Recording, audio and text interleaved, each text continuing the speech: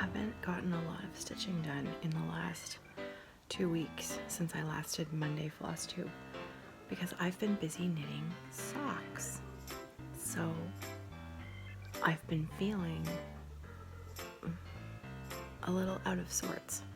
So I thought I would try an experiment today, and I thought I would try to see if I could fit little pockets of stitching into my morning here and there on my floor frame. So I'm working on my Christmas Prairie School, no, it's not a Prairie School Santa. Well, it is, but it's called Woodland Santas by Prairie Schooler.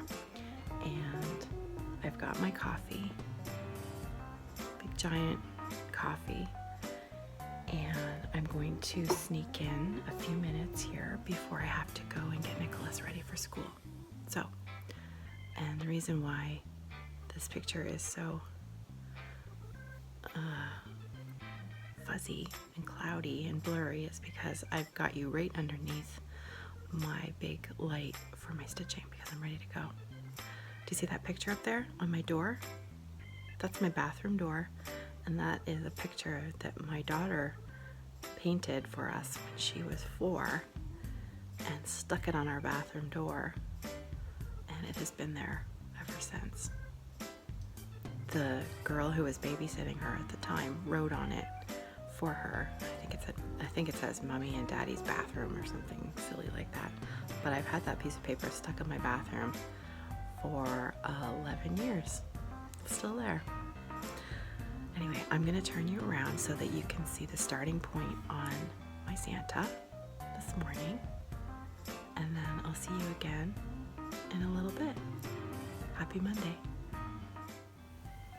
Okay, so here's my starting point. As you can see, I haven't put a single stitch in since I recorded the Friday off the grid video last week. So poor Santa is still headless, and my reindeer only has half of a head. And I think it was Lila who wrote and said that it was perfect for October stitching because a headless Santa and a headless reindeer were pretty October-ish, and I agree. So I don't know if I've ever talked about it here before, but I love to use the Pomodoro Technique, which is you set a timer for pockets of time, and during that time you only focus on the one thing that you're trying to get done. It's really good for people like me who are easily scattered and distracted. So I have an app on my phone. There's lots of different ones for this technique. And the one that I use is called Focus Keeper. And I'll insert a picture here.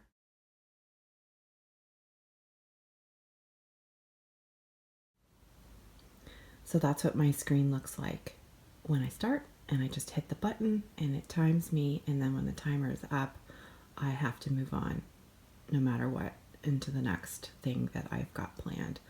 So it helps me keep my scatteredness to a minimum. So anyways, here's where I'm starting. I'm going to try and finish that head. I've got 25 minutes and then I have to get up and start my day. So the next few pockets of time this morning that I have will probably be 10-minute chunks of time because I've got a lot of work to get done this morning. So, but I think I'll probably use my timer to help me get my work done this morning as well. When you work at home and you have to manage your own time, and it's a little too easy to say, oh, I'll just go and make a coffee and sit with my knitting for a few minutes. It's very easy to lose track of those minutes and they become an hour, and then all of a sudden you don't have enough work done and you have to stay up really late at night to get it done. Maybe that's just me. Anyways, that is me. I know myself. So time to get that timer and put it to good use. So let's see how much I can get done in 25 minutes. I'll see you in a bit. All right, my 25 minutes is up. So it's time for me to hop in the shower and get ready for my day, get Nicholas off on his day to school. So let me just light this up a bit better here. Maybe that's better there. Managed to come in over the eye and finish the one antler there. There's a couple more pieces of antler that still need to be finished. Where is it? Up there it is. So, the second one here, and then the little other ear there. So that still needs to be done. But I'll come and pop up here again for a couple more short little stitchy breaks later this morning. All right. That's it for now. See you in a minute. Okay, so I'm clean, thank heavens.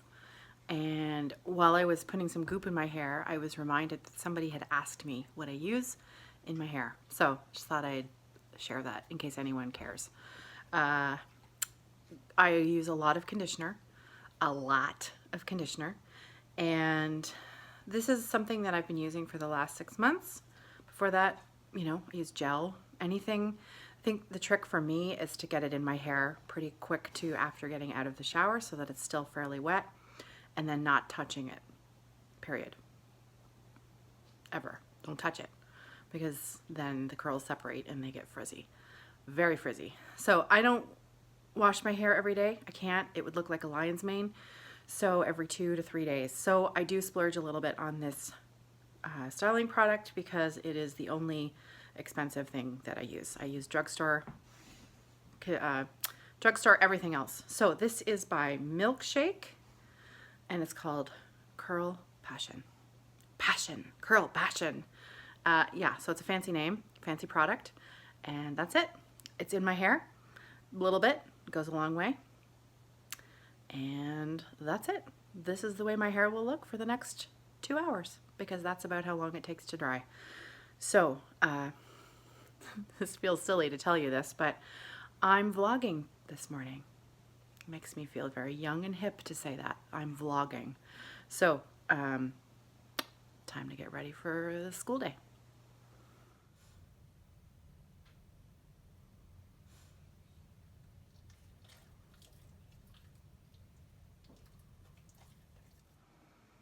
Okay, so I'm back from the school run. It is 20 after 9, and I need to do some cutting and sewing this morning for Evertote, so that's probably going to be the next couple hours of my day. And but before I get to that, I wanted to share a package that I got in the mail last week.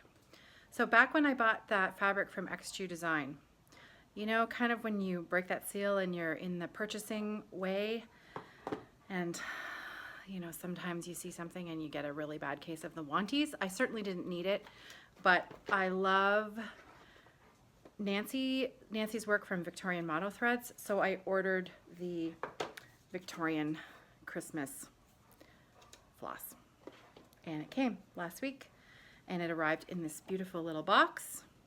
I've already taken the ribbon off, but I haven't opened it yet. So I thought I would open it up and share the colors that were in it so that they're not all blown out. Anyways, it's, as you can see from outside, it's rainy and dark and gray here today. So I'll flip the camera around and I'll share the colors with you. Okay, so this is how it arrived, in a nice little box with her tag and her card and this cute ribbon holding the box together, because if this ribbon wasn't holding the box together, it would explode from all of the flossy goodness that's inside. So I don't think she put, no. So that's just a tag with her labeling, her business card. So where is it? Oh, yeah. I always email her when I want to order her beautiful floss. So inside, what have we got here? Oops. Oh my goodness, these are gorgeous. Okay, so it looks like they are divided up into color sets. So let's do one at a time here. If we pull them apart, have us spread them out here. All right, so Victorian cranberry, lovely. Burgundy ornament. That's one of my favorite colors. And if you know me well, you know that's my favorite color. The holly and the ivy, beautiful green, and burgundy ribbons. Oh, that is gorgeous. That is gorgeous. There's a very slight variegation in the burgundy ribbons. That's lovely. That's really nice. Okay, so that was the first grouping of 4. Next grouping of 4, we've got more of the golds and the reds. So a Victoriana gold, cranberry red, a Victorian Christmas. That really is, that's sort of that old-fashioned red Christmas. That's a great name for that one. And antique gold. Oh, I love that one. I used something very similar in my Christmas garden piece. And off the top of my head, I think it was a Gentle Arts floss. I can't remember, but that's very close. There's DMC conversions on many of these, not all, but most of them. So this DMC conversion is $6.80 for that antique gold. That's really, I love that color. Oh, that's good. I would be inclined to probably put either those together. Maybe even that. Oh, that's beautiful. That's very close to what I picked for my Dido, Sampler Cove Dido pattern that I'm working on. Okay, so next we have, the reds and the greens. Reds and greens, Victorian pine boughs, Victorian holiday, Victorian pine, and Victorian red. So, you know what? Victorian Christmas. There you go. Old-fashioned, beautiful Christmas colors. Thank you, Nancy. This was really, I'm so pleased that I purchased it. It's exactly what I hoped it would be. Thank you so much. I hope you guys enjoyed me sharing with you the beautiful colors. Love it. Okay, now I'm off to sew. Okay, so I'm taking a little mini break because I'm uploading the video from the sock tutorial that I recorded last night with Louise. It takes a lot of time to put together videos, and so one of the steps that takes quite a while is uploading and exporting and importing and all of that malarkey to do with getting the video ready to go. So we recorded the video last night, so it takes quite a while to import the video into the program that I use to edit. So because it was on my mind, I thought I would just pop in and show you where I'm at with my socks, which is the reason why I don't have very much stitching to share with you today. So both of my socks are done up to the heel flap and turn, and my one on the 9-inch circular has the picking up of the stitches started, but we used Louise's sock last night to do the demonstration on the pickup of the gusset and also the tips and tricks for dealing with those pesky holes that happen when we're picking up stitches. So both of my socks, this is quite a lot of knitting, so this is what I've been all into the last 2 weeks. So that's mostly what I've been doing. All right, so that's it. Back to sewing. So I have to make some charms this morning for a few of the plaid bags that will be going out the door in the next few days. And I thought you might be interested to see how these are made, how these are put together. These are used for both zipper pulls and for project bags, or knitters tend to use them for progress keepers or stitch markers. So, but first, my hands. It's that time of year, and I'm trying something that I picked up this weekend at the Woodstock Fiber Festival. So I thought I would give it a try and share what I thought. This is a local product. I bought this from my friend Cheryl from My Needle Crafts she had her booth set up at the Fleece Festival. She makes beautiful bags, by the way. So that's Cheryl at My Needle Crafts, and she's on Etsy. And she was also selling these organic lotion bars in her stall that she had picked up. I believe she's friends with the woman who makes and sells these on Etsy. So this is a company from Waterloo, Ontario, and it's called, her business is called Botany Barn Canada. And there's an Etsy shop there, etsyshop.com. Sorry, Botany Barn Canada. So I suspect and I've just realized that I've been holding it out of the camera. So hopefully you can see it now. Botany Barn Canada. And I chose the rosemary lavender flavor because Cheryl said that was one of her favorites. So I've already taken the washi tape off, but I haven't actually used it yet. So the principal ingredient in this is beeswax and jojoba oil, shea butter, sweet almond oil, coconut oil, sunflower oil, some lavender oil, and rosemary oil. And that's it. So really lovely ingredients, actually. And it does smell really nice. Yeah, it's just that time of year when we all have really dry skin and cuticles that look like they've been dragged through the mud. So the reason I like these lotion bars, I don't really use them on all of my hands. I use them on my cuticles, and I just rub them in because that's my problem spot, really. That's really where I catch thread, and they look awful pretty much all winter long. So the sooner I can start rubbing some stuff into them, the better. Oh, this does smell really nice. It's mild, it's not overwhelming, and it's rubbing in quite nicely. The smell of the rosemary and the lavender are really nice together, but again, it's not overpowering. I feel like because I only rub it into my cuticles, that leaves my hands a little less greasy because obviously I want to get to work right away. So I don't want to have really super slippery hands when I'm getting into my work. So, okay. All right. Well, the verdict is that I like it. I really like it, actually. So I think I would definitely buy that again. All right. She has no idea who I am. So thank you, Botany Barn Canada. I purchased this and you have no idea who I am, but I like your stuff. I'd buy it again. Very nice. Okay. So those feel a little bit better. So now I can get to work. So making my charms, making the zipper pulls, progress keepers. I've had these two little guys for a really long time.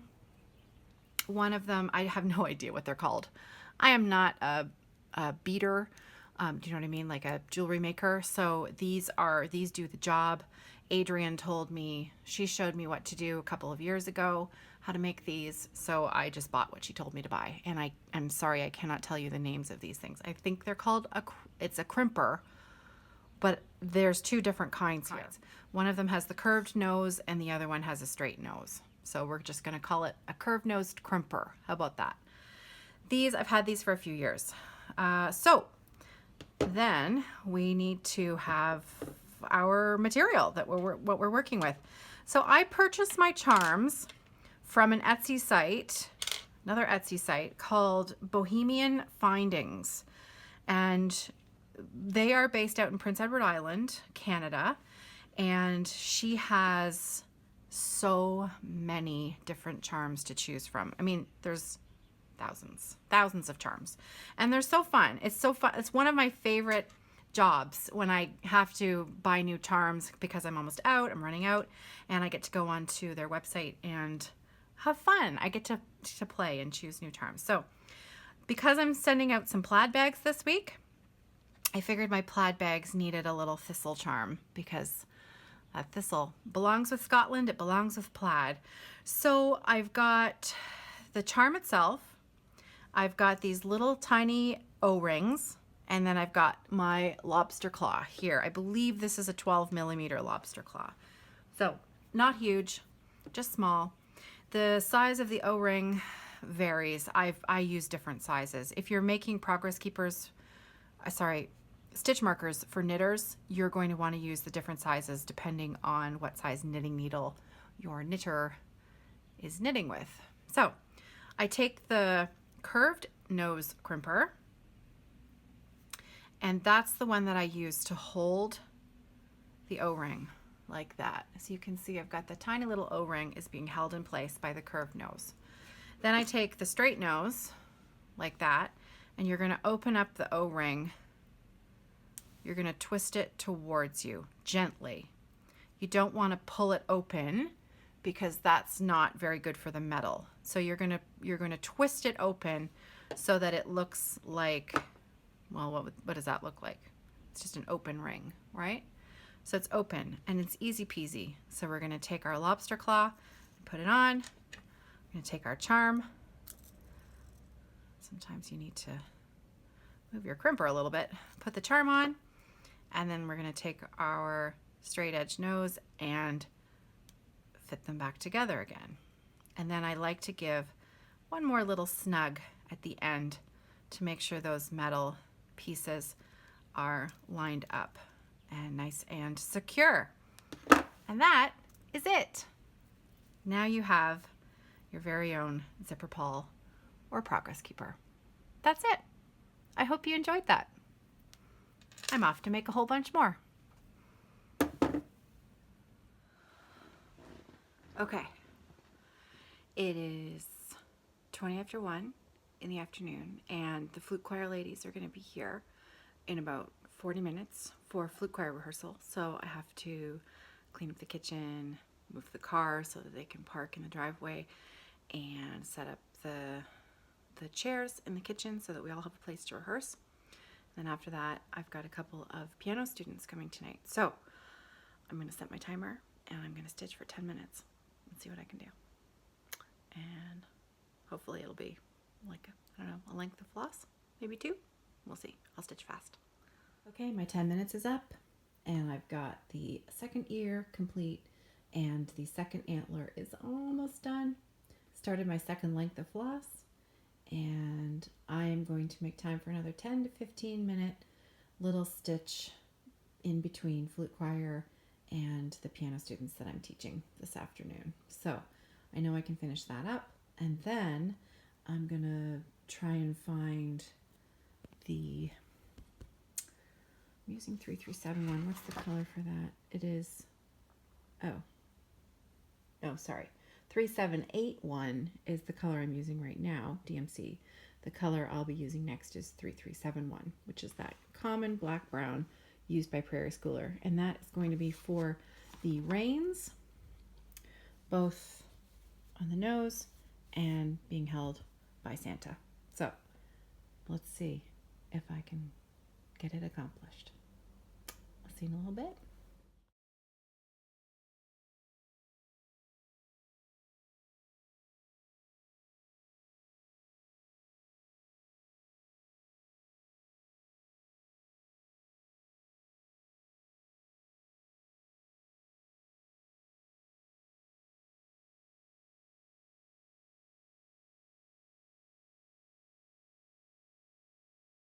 All right, so from the top, a little bit faster than we did it last time.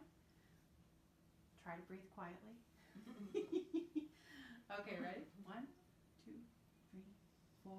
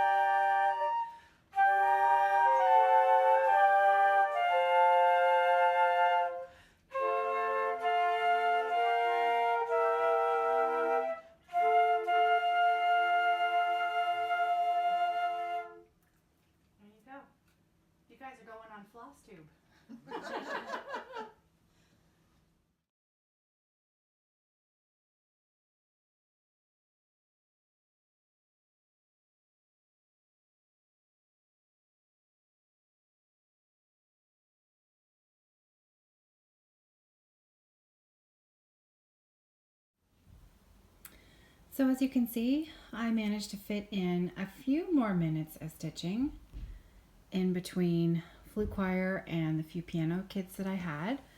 And I've started on the reins, and I hope to maybe try to finish those up later tonight if I can squeeze in a few more minutes of stitching. But you know, all in all, considering Monday is a day that I usually never have any time, I think, you know, I feel good. I feel like I actually got something accomplished today. So, you know, that's kind of nice. Anyway, like I said on Friday, this one is not leaving my floor frame until it's done. So I'm motivated to find those little pockets of time I've got in my day to get it done. So you'll be seeing it again. So I'm going to end my strange vlogging day video the way I started it. It is 6 p.m.